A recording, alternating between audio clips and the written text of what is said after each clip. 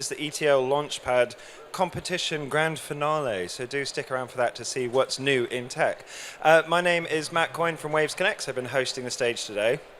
And before we introduce this panel, one of the sessions I've been most looking forward to on the lead up to this, we have to do a few thank yous. First up to Choose to Rent, they're the main sponsor. Directly down the aisle, I think on the left or on the right. I'm being that airline steward thing again. Oxygen mask, keep coming down all day long. For your listening pleasure, we have the Silent Seminars headphones. Do put them on if you want to hear a little bit more clearly. There is closed captions here from Interprify, so if you need to read them, I suggest sitting here. You can see things a little bit more clearly. We also have a live Q&A. You can scan the QR code over there, or go to pigeonhole.at and use the code ETL2023 and ask them your hot questions or your burning questions related to the subject, of course. So let me introduce you to your chair, Joe Atkinson, co-founder of Lineup Ninja. Over to you, Joe.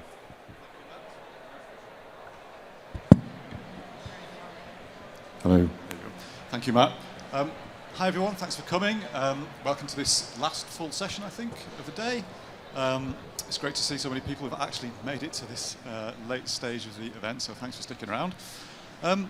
So this session is going to be about tech adoption. I'll get a little bit more into what we're going to talk about in a moment, but first of all, let me introduce our amazing panel for you. So firstly, well, I'm Joe Atkinson from Lineup Ninja. I won't give you the whole pitch about what we do. To my immediate right here is Tamar Beck, who is Chief Executive of Gleanin, which is an event marketing platform. Do you want to say anything about that? No? Great.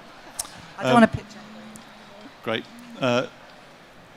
Further on from Tamar, we've got Nick Westerman, who is the Head of Strategic Partner Events at NHS Confederation, and also has lots of experience running other events for other organisations at Leeds University, Leeds International Piano Competition, amongst others. And then on the far right, we've got Vanessa Lovett, who is currently interim head of strategy at FT Live, and I believe also has lots of experience running events as well. I should say Tamar also has lots of experience running events, not just the CEO of Gleanin. Okay, so those kind of preliminaries out of the way. We're going to talk about tech adoption, horror stories and hot tips. So this is kind of really, you've got to the point where you have procured your technology. A slick salesperson like me has persuaded you to part with your hard-earned cash, and you've now got this new platform or piece of hardware or new technology in your organization. But that's not where the story ends. There's still lots of scope for things to go completely wrong or for things to go brilliantly fantastic. So I'd like to start by just exploring whether we've got any horror stories from tech implementations from the panel. And rather than putting anybody on the spot, I wonder if anyone would like to go first. If anyone has a horror story, I could see Vanessa. I'm happy to get the ball rolling here, and I've actually got stories from both sides. So as well as being an event organizer in past lives and also now, I have also been on the tech side. So I've seen implementations from the tech side and also tried to do implementations from the organizer side as well. So I'll share one of each, if that's all right. The first one is from when I was on the tech side, and we had a wonderful new customer, so excited, off we go, we've pressed play, we've done the contract, you get to the crescendo, everything's signed and we're good to go. No. Everything's literally just stopped overnight. And I think if you look at satisfaction levels with tech, of any variety actually, this isn't specific to technology for events, but very often there is a little bit of a dip in satisfaction levels quite soon after a contract has been signed, because the crescendo has been reached and then... So in this instance, the customer just went quiet. So there we were with our customer success team trying to get things going, let's move. And, oh, sorry, Jenny's gone on holiday. Oh, sorry, John's gone to secondment to another part of the business. And we lost the people that we were meant to be doing the implementation with.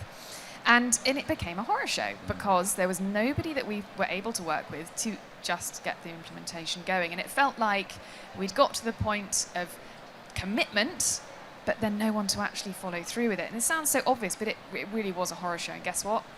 year round, that customer didn't renew because we never got it off the ground.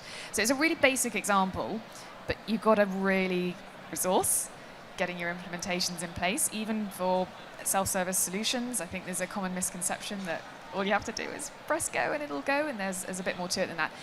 Other side, and I'm not going to go as far as to call this a horror story. That's something that I'm working with at the moment. So the Financial Times live events business is a almost completely B2B events business, really comprehensive conferences. They're phenomenal. They really are awesome events. Not long before I joined them, they'd implemented and contracted a new solution. And I can see what's happened quite quickly is all the basic foundations were put in place. All the sort of checklists were created. So for each event, we need to do A, B, C, D. There's like sort of 12 or 15 points, I think, for each event. And this is who needs to do it. So all the good fundamentals were put into place. But then it just somehow flipped into business as usual. And instead of being this new solution that needed to be given the nurturing that anything new really needs, it somehow went from new to, yeah, that's just what we do. Yeah, cool, box tick. And actually, we're not getting super great results from it. We're getting all right results from it. It's not a horror show, that's why I say not quite that far, but it's just a real life example of what I'm living through at the moment. We're actually now going backwards in time a little bit and saying, you know what, this isn't business as usual yet. That's where we want to get to, but we haven't got there. So these are the steps that we're going to go through. I've put together a quite significant deck of recommendations of actions we need to take 9 months after actually signing the contract to really get the implementation to truly take hold and actually get people to think about going backwards from that business as usual point and putting in the extra mile and going the extra effort. So in my experience, quite a lot of it's around the people side and not the tech side, and getting that senior level buy-in. I went to an event last week, actually. It was very much about technology in the event space, and it kept coming in, buy-in. This is what's holding people back. So there are 2 examples to get us going. Great, thanks. So before we move on to either of you two, I know you've got stories. What would you say, could you identify some kind of key underlying factors? Obviously the first one you had churn of staff, so you lost people who were kind of key in the buying. Are there any other factors that you can pull out of those stories? Yes, and I think that is a good example, and I'm going to leverage a little bit more when I was on the tech side as well, so trying to get the implementations going. Just never assume anything when you're buying a technology solution, ever.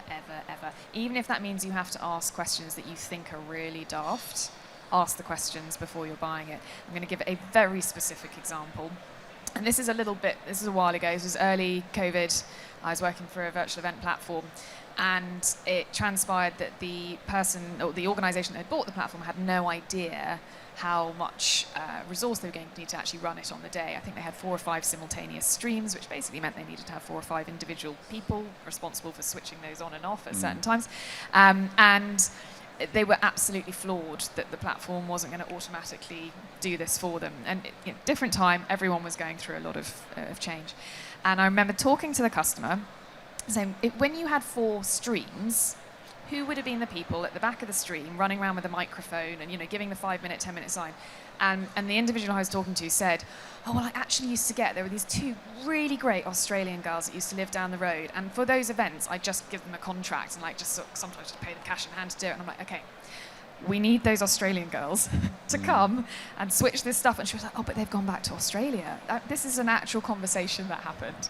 I'm like, well, someone else needs to do that job. And because pre-sale, that level of detail as to who's going to turn this button, toggle this switch effectively on and off, hadn't actually been covered. It just came as a surprise to the client, and she was wonderful to work with, and accepted it was a crazy time and we were all learning a lot, but at the same time she was then short of resource and she actually couldn't cover the entire delivery, and she couldn't get the most out of the tech because that level of detail hadn't been covered. So I think that's just a real life, very quirky. I remember finishing the call and thinking, I don't think I'm going to encounter that specific example again, where the 2 Australian girls from down the road have moved back to Australia. But it did kind of sum up the situation that the pre-planning hadn't been covered in enough detail. Great, thank you. Okay, either of you two, would you like to, if you've got a story that's coming to mind, mentioning no names. Mentioning no names, of course. I would say that I have spent my life in event tech getting catfished. Are we familiar with the concept of catfish, where you've been falling in love with someone online and exchanging messages and all that kind of stuff, and then you turn up and you meet them and it's like, oh god, like, this is not what I was expecting at all. That feels to me like my entire experience all the time with event tech. This is so sad. It's really sad. It's really sad. I'm so unlucky in love. It's awful. I can recall, looking for registration systems going back maybe 5 or 6 years now. You get through the sales process, all's going swimmingly well. You've maybe also agreed to some custom development work, and then the development work doesn't happen because it's not actually the scope that you thought you'd agreed to. It's now entirely being led by them.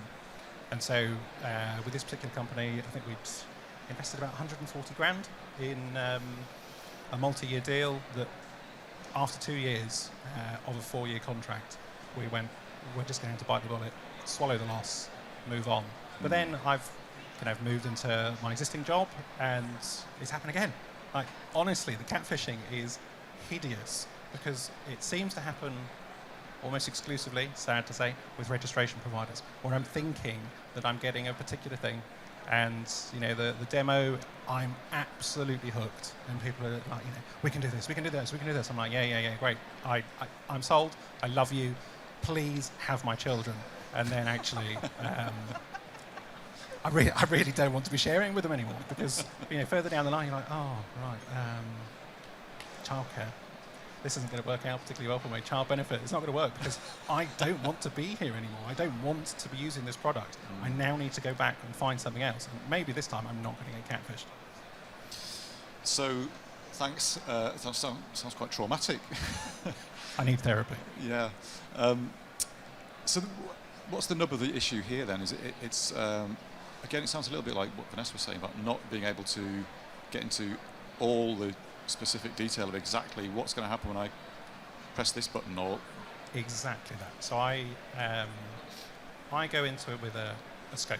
I'm thinking, okay, I need to be able to get stuff out of the platform in this particular format, or I want the platform to do X, Y, Z.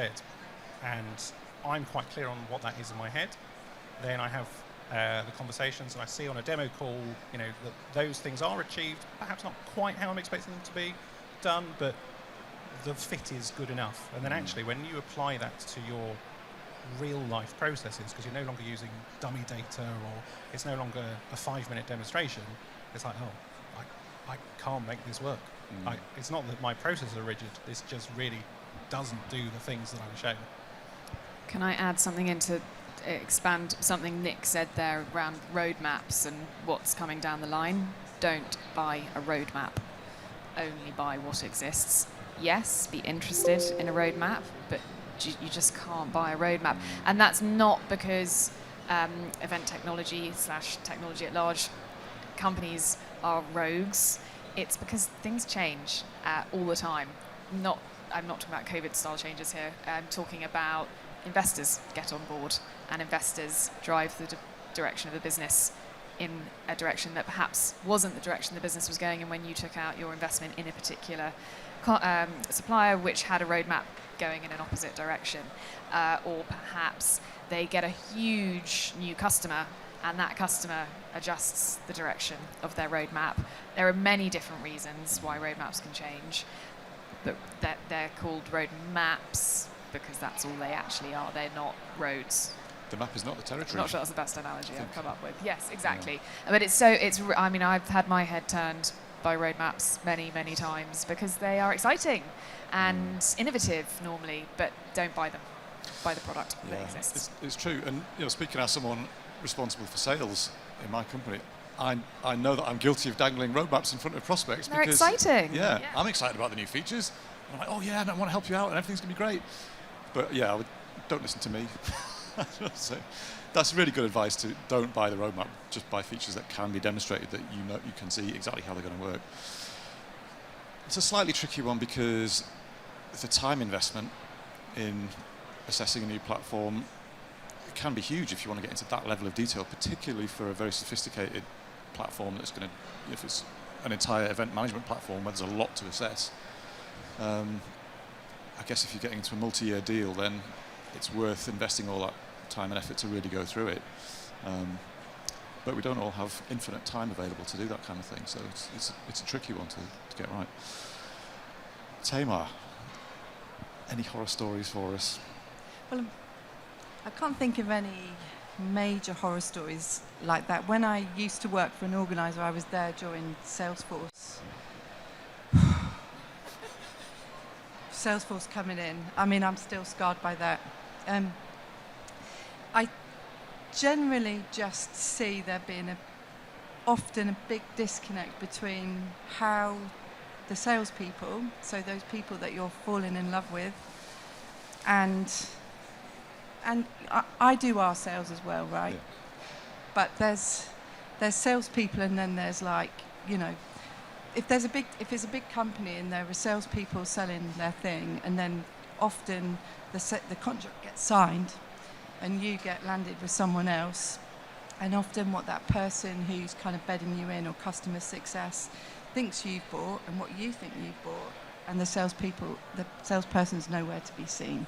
So often that kind of disconnects there. With big platforms, fundamental platforms like registration or event management platforms, they're so fundamental to you being able to run your events.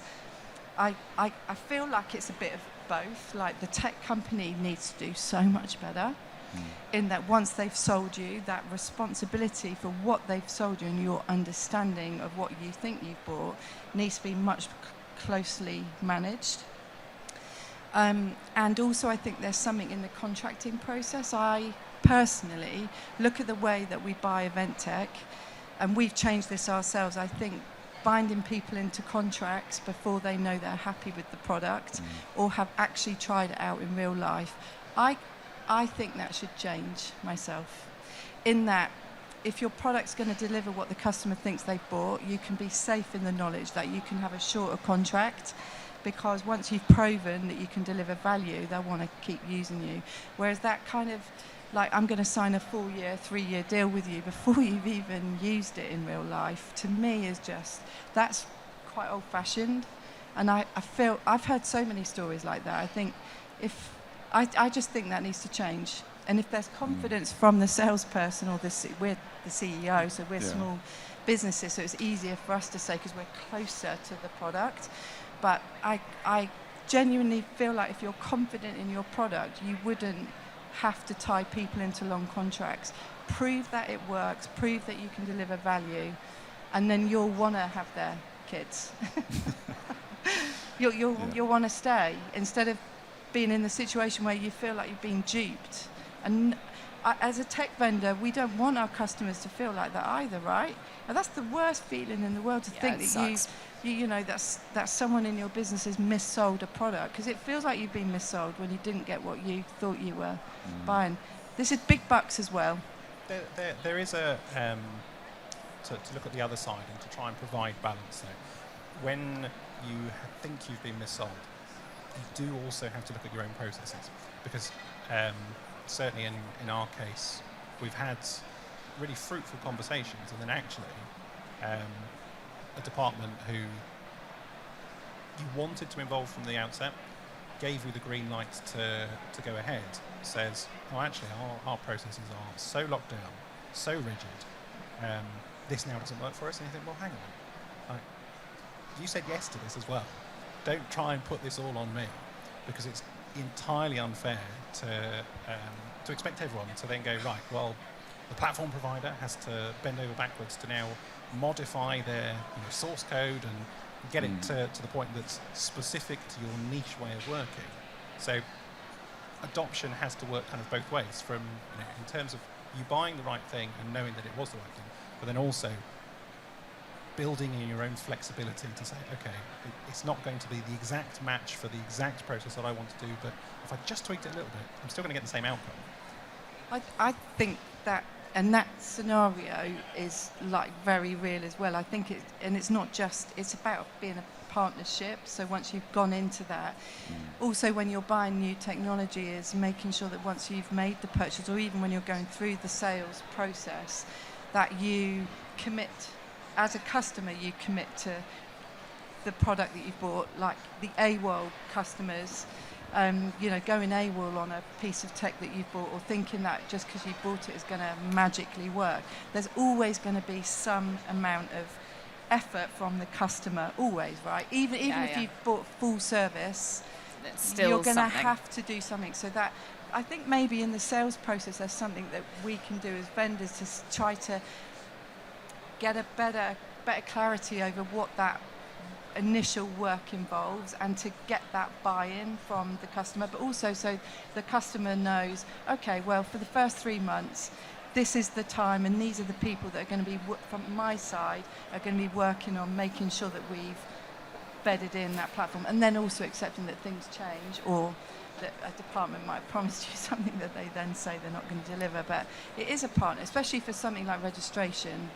I mean, what Joe and I do is not, obviously our tech platforms are fantastic and game-changing, but when you're talking about event management platforms where all your data's going through, or registration is such a, it's a fundamental, and payment, And it's also arguably something that's quite hard to do a trial on with a system that's as integral on that. And there's so many things that are springing to mind as these sort of war stories somewhat We're being giving you shared. therapy.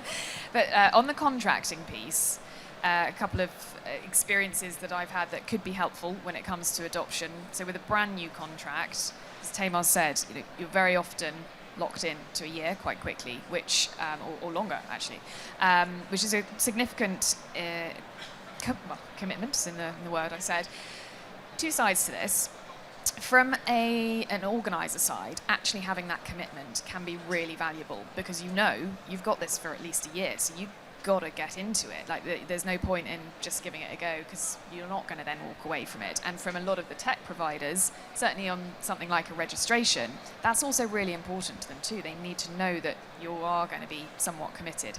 However, so there's value to the longer contracts as well, and I think it depends on what sort of technology perhaps we're talking about. But the two examples I can share where personally, when I've been organizer side, I've worked with that annual contracting process but still kept a little bit of a power, which firstly was to put in I can't remember the exact time frame if I'm honest, I think it was 6 months, but it might have even been 9 months, but a break clause, where if we hadn't achieved a certain level of results and certain KPIs by that point, we had the opportunity to break. So that put pressure on both sides, which I liked. It was an equal level of pressure. And it also forced us to define what success at that point looked like, which is really, really important with adoption. Make it so clear what success looks like. And then the second piece was actually with the renewal, when we came to an annual renewal, and we weren't quite able to commit to the full year because the results hadn't been quite good enough. We said we're happy to do the full renewal, but at 14 months, not at 12 months, because that'll give us the extra two months. Now, what I hadn't considered at the time, which, because I didn't know, I hadn't been tech side, is that meant we were going to fall into the churn bucket, which, like a lost customer, which for that particular company, they had VC investors, and churn was like death for them. So bad, so bad. And so we worked creatively with them so that we didn't fall into a churn bucket by putting a 2-month break clause into our renewal. So we continued as a retained customer. So we ticked all of the all of the suppliers' boxes that they needed to tick to keep their investors happy, which we wanted to do. We wanted them to keep succeeding, because if they're winning, we were winning. But we had that bit of security. And again, it put good pressure on both sides for us to get more, to adopt more ourselves as the organisers, but knowing that if we put in all that effort and we really made everything work from our side with an implementation effort, and it still didn't get us the results, that we had the get out clause. And again, it made us define what success looked like. So be creative with your suppliers, and that requires a lot of transparency. And I'd say the second example I gave isn't adoption, so sorry for going slightly off piste, but in that instance, we were still adopting the product. So fundamentally, it was a product that took more than 12 months for that business to adopt. So it kind of does fall into adoption, just not that very, very immediate window. Yeah, thanks. So great, thanks everyone for those examples. We've talked quite a lot about, the kind of the sales process and this approaches or safeguards you can put in place during the sales process to make sure that the adoption of the product gets underway, gets off on a good footing. What about stuff? Maybe you've done all that stuff. You've bought a product which, in theory, on paper, it's got all the right features. It does all the things that the salesperson said it was going to do, which you asked for, and all the things you've asked for are actually things you need. On paper, it should all be great, but the users aren't really using it. I'd put that down to what the value proposition was originally from what you've purchased. So Lineup Ninja, classic example, where it's actually very, very clear what you're trying to achieve, because your main competitor, and you say this yourself, is Excel.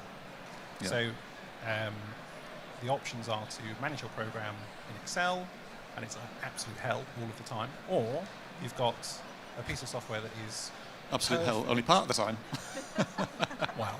No, a brilliant piece of software that is time-saving and is great for us, the users, but then in terms of all of the bits that then come off that, it's very clear to, for example, speakers who might need to fill in a form, what's being asked for of them and how that then fits into like the ecosystem of the product. So that's quite straightforward.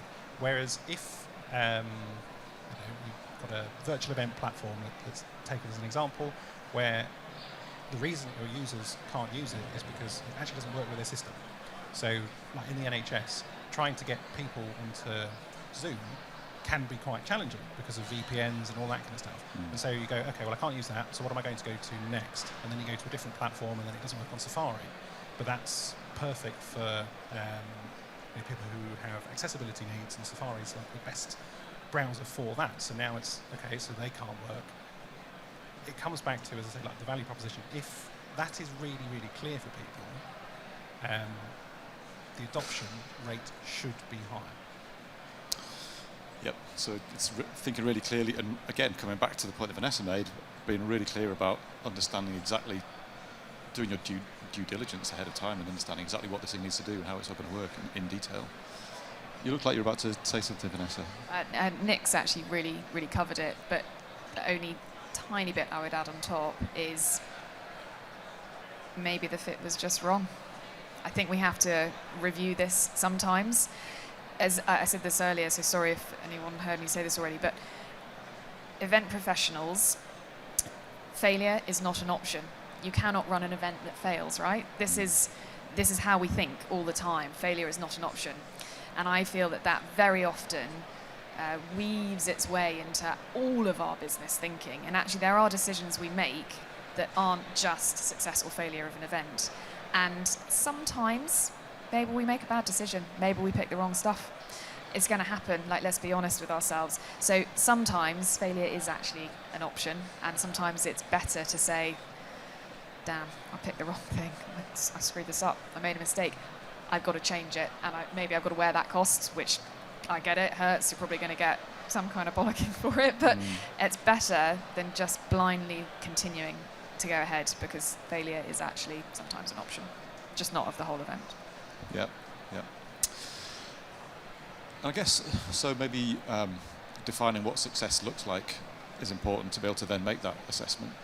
And coming back to my thing about users, a lot of event tech platforms have got lots of different types of users. So it may be, for us, the key user that we often think about and that we give the most love to is the content organizer, the person who's deciding, speaking to all the speakers and deciding which sessions happen where and when and getting it all on the website.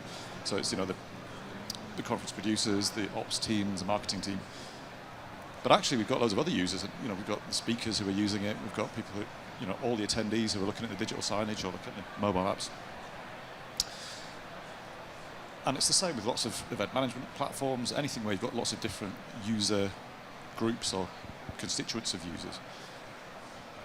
And so what about the situation where you've got a sort of semi-success, where some of your users are like, I love this product, but there are other groups of the user group who are really struggling with it, and how do you unpick that and decide what to do if it's not clear? Who's going to be first? So this is quite an interesting one, because when I was on organizer side, I have a lot of experiences where technology was sold to senior leadership but was not used by senior leadership. So deals were done, value propositions were bought, maybe even success criteria was agreed, I don't know. But at some point, it came down to the users, who would be me or people in my team, and we didn't have any part of the decision or have really clear understanding of what that value prop was. Though I work for a massive organisation, so that was quite a common thing. And I think when we came to set up our event tech business, having been on the other side, we, and Joe might have made the same decision, I don't know, but when you're talking to organisers and you know who your user is, you make some decisions about who you're going to sell to. And because of my experience of having had tech adoption forced on me and not having bought into it myself, or our team not having bought into it, I was very clear that actually, especially because we were a small team and it was just me and two guys that launched the company, it's like, we need to know whether the users of our product, who are marketeers, there's no good us going to talk to the CEO of Reed Exhibitions, because he's not going to use, I'm going to say he there, he's not going to use the product, doesn't use the product, and if this product is going to be of value, we've got to speak to the people that are actually doing that job. So we took quite a conscious decision, like you've just said about conference producers, like if you're selling to, or your users are a particular group of person in the customers, making sure that they understand and are part of the purchasing process. Because I think probably with big platforms like registration and event management platforms and virtual event platforms, someone else typically takes that decision and can sometimes think that they're buying something that when it gets down to the people that are using the product, it has a disconnect. And I think about that a lot because we still get driven to like whether are we still speaking to the right people, and I still completely believe that our customers are event marketers and that's our tribe and that's who we need to satisfy and that's who we need to talk to and that's who we need to sell to. The other user are the end users, like you said, speakers, exhibitors and attendees who our products are on. They're the users of our product as well, and you have to satisfy them because the paying customer will not be happy if those other users are not able to easily use our product. So for me, those are the two, they are what we care about. But I've worked for big companies, and that is something I felt as one of the people in the organisation. And so I think sometimes with the big pieces of tech that do lots and lots of stuff can get really misunderstood when it gets brought into the company, that learning and that adoption. And I don't quite know how to fix that, but I do think it does mean you've got to have, on the customer side, you've got to have people across all those functions involved in the decision making and hearing the value prop and in the buying decision. And from the tech companies, you've got to make sure that happens, because that dissatisfaction is much more likely not to work if you haven't got that buy-in, and it's just a bigger buy-in process. I think that's really good advice, and I think that requires input from both supplier and buyer. Are we covering all bases and thinking about the value proposition and the usability for all of the different stakeholders that could be involved? The example I gave, I said there's a piece of tech that we're trying to get out of BAU because it's gone into this business as usual style approach too quickly and we need to give it more attention. One of the actions we've decided to take is to educate more people in more departments within the business on why we bought it, what's the point of it, and maybe we didn't do that well enough right at the beginning. And this is a good little light bulb moment for me as well, and a reminder on this. I'm thinking about Nick's example of registration, because that was, as a person that worked for a big organiser, that was where everything used to go wrong. And that is because the decision for which registration platforms we bought was done at a global, sometimes global, senior level. When it got passed into the teams, there was always dissatisfaction because the level of when it gets down to the team, they're actually building your registration forms and what you want to happen on the day. It's so close to the teams that are running the shows.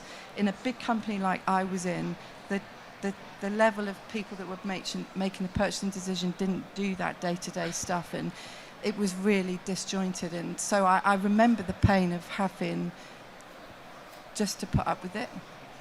And so, yeah, that's been a key learning for me when I've gone on the other side. Great, thank you. Got a couple of questions that have come in over Pigeonhole. So thanks for submitting questions. If you're sitting there with a question you haven't submitted yet, then please do use the event tech. Adopt the event tech. Jazz hands. So, first question from Anonymous.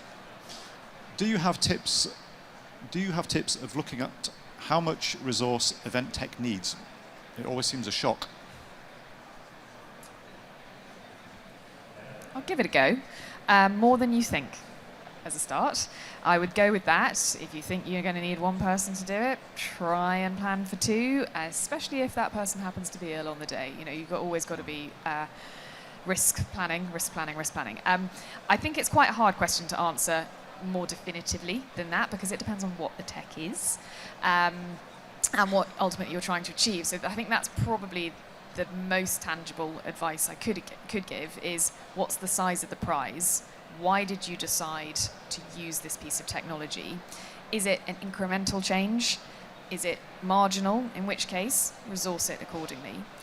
If you're putting in an entire new registration platform, which is fundamentally underpinning your entire business, resource the crap out of it.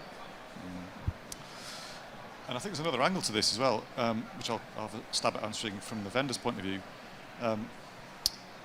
There's also how much resource you need to put into enabling your customers to win, and how much support and professional services and consulting resource you put into helping your client to win.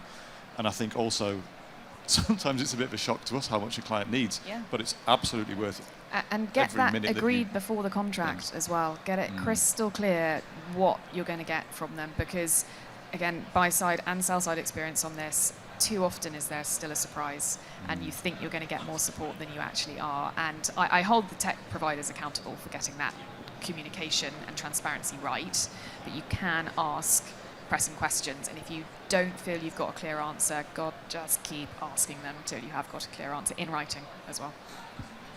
Yeah, great, thanks. This kind of question is so hard to answer, though, because this is a bit of a bugbear of mine, is that event tech is such a broad church. We're event tech providers, but what people buy our tech to do are, certain jobs where, we are all event tech providers, but they are different, very different solutions, and they do very different things. They have very different users. And so sometimes I see stuff being said about event tech, and you're like, some of it's applicable and some of it isn't. You can talk about the fundamental platforms and then other things. So it's quite difficult to answer that. How do you resource event tech? Because it just depends what the technology has been bought for. And I agree. Like on the customer side, when we sell to a customer, it's not about the sale, it's about whether you can keep the customer.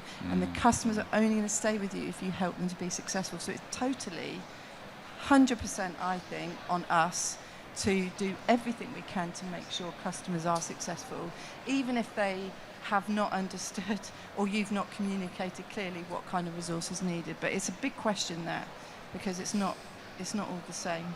Yeah, for sure. I think there's another question as well.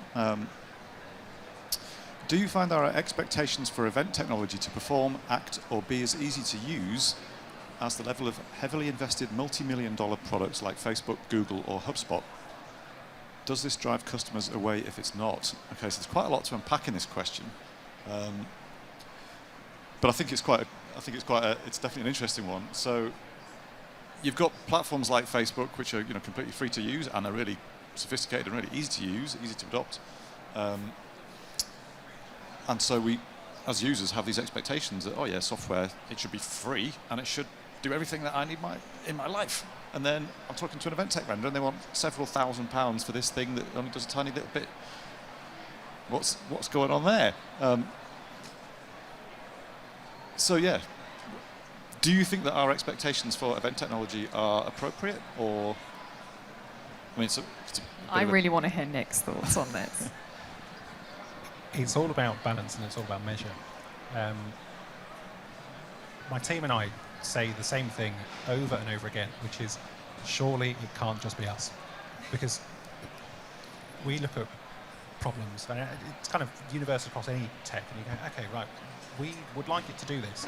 We boil it down to the absolute essence of what that thing might be. So, sticking with registration provider, group registration. Two very simple words that we feel most people should understand. But then you start talking to providers, and they say, yeah, we do group registration. And then you say, show me. And it's like, okay, well, we do group registration, but we've also solved a problem that you didn't know you have and created this brilliant thing, and that is group registration. You're like, what? This is absolute drivel, because all I needed you to do was to allow 5 people to book onto an event at the same time, and if one of them cancels, it's just one person who's not going to be there anymore.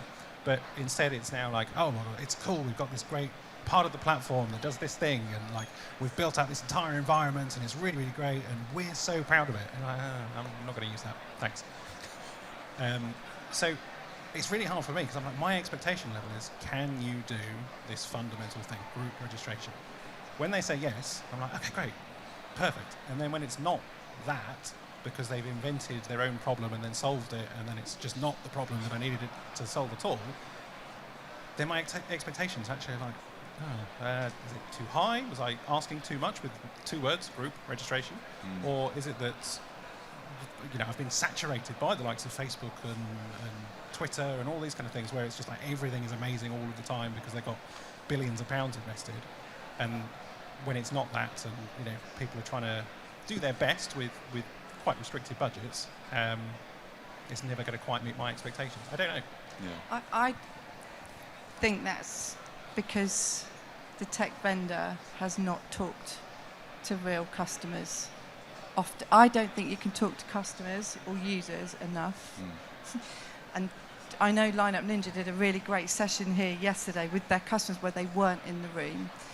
We do the same thing, just researching, and shutting up and listening to what your customers are actually saying, listening to the words and terms that they use, and making sure that's reflected in the product. It's not easy to do, but that's just a disconnect between if you sit in isolation and come up with features you think your customers are going to want, and solve things you think problems you think your customers have got without having actually tested that, that's where that kind of issue comes up. And you won't be alone, because customers do have common problems, and speak to other organisers and they'll know what group registration means. So why that might get taken off at an angle is potentially where you think you've solved a problem and then not checked it, not tested, not iterated, not got feedback on. What about the other end of the spectrum, where instead of trying to solve the problem that you were looking for, they say, well, look over here,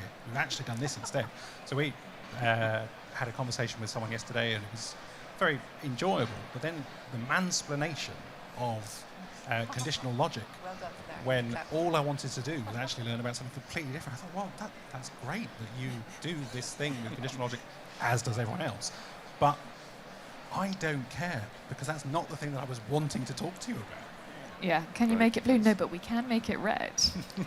I had We've got a minute left. So. Oh, no, well, and I do think sometimes, yes, in short answer to the question, I do think we're talking about, in comparison, to keep going with Facebook, a much lower investment level products. And yeah, we live in a world where we all use these incredible tech products every day without even realizing. Like, we're all exceptional tech users. We don't even realize it. And so I do think sometimes, yes, this is a challenge. So what I was going to say is check in on which features are minimum viable products, which are the MVP features that your suppliers are releasing, encouraging you to use, because that might have been their MVP of group registration, which is why fundamentally it was totally and utterly useless to you. They ticked a box though. So on that RFP that comes through, that supplier is able to tick, yes, we do group registration, which means they might get to the next level, which means they might ultimately get bought. So challenge, how developed are each of the features, and does the feature fully meet your need? Because as you discovered in that instance, it absolutely didn't. Yep. people might just be meaning by that as well the user experience. You know, how easy it is to use Facebook and social media, and like so you want your event technology to be so simple, intuitive, easy to use, take you through all the stages. So, and that's a big challenge when you haven't got a big team. It's expensive to design and build that stuff. Yeah, watching your customers use your product is probably like one of the holy grails, like to see where they get stuck and all that kind of stuff. So that, not quite sure if that's the question answered, but that's all you're going to get because we're out of time. So thanks so much to all of you for your great insights and candid comments. That's been really helpful, and thanks also for the questions. Matt's hovering around, so I wonder if if you wanted to kind of step in and take over. I know that the next thing on here is going to be the announcement of the Launchpad winner, but I think I may be starting to do your carry job on. for you. It's absolutely fine. First of all, round of applause, please, for Joe, Tamar, Nick, and Vanessa. Fascinating discussion, which probably needs a lot longer and probably needs to head to the bar afterwards for a drink to carry on the discussion and find out more about Nick's family. But thank you very much. Yeah, we have in about 5 minutes' time the ETL Launchpad Startup Competition Grand Finale. So do stick around. It'll be interesting to see what new tech is going to be awarded the winners this year. Thank you very much.